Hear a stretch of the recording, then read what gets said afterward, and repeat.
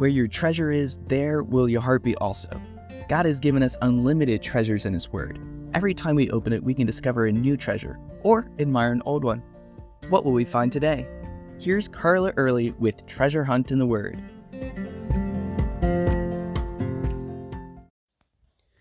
God is really good at putting people and their special talents together for His purposes.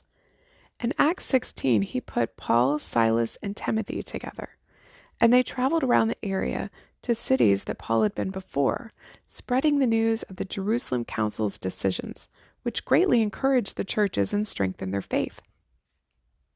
This led to more people being drawn to the Lord and the church.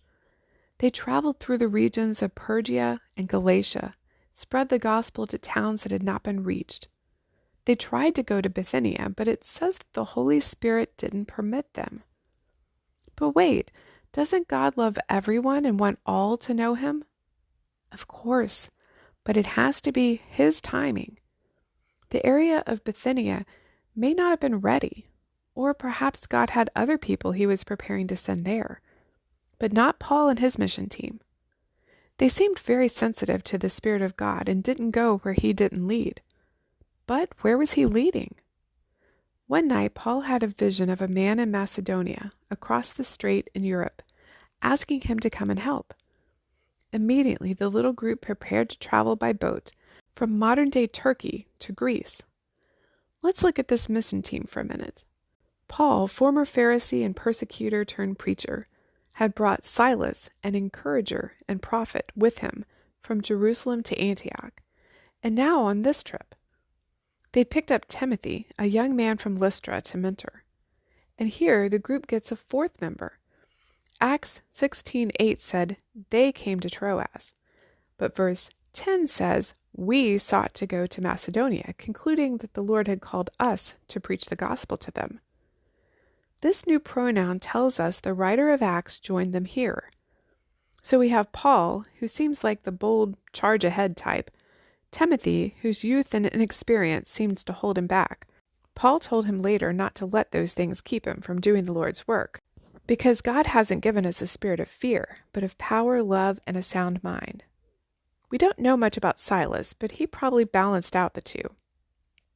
Then Luke, a doctor and a historian, both handy to have on a dangerous, first-of-its-kind trip, bringing the gospel to Europe.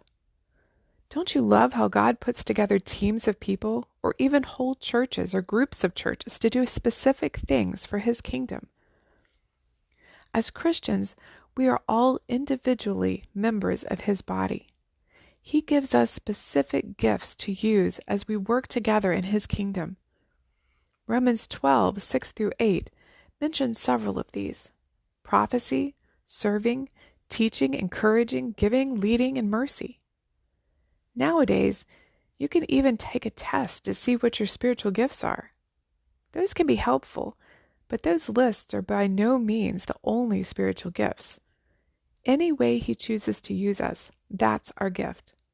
Sometimes we have to try a few different jobs in the church before finding our niche. I found out that working with small children or babies in the nursery is not my niche, nor is making coffee or bringing food.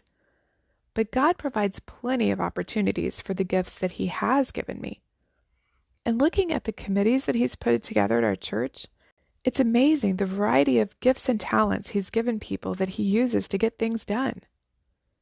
What spiritual gifts or natural talents has God given you?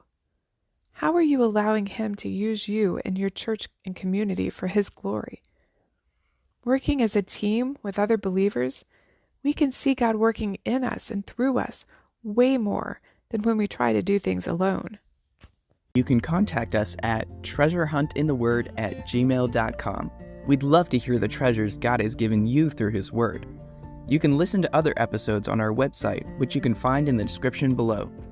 Thank you for listening, and remember, where your treasure is, there will your heart be also.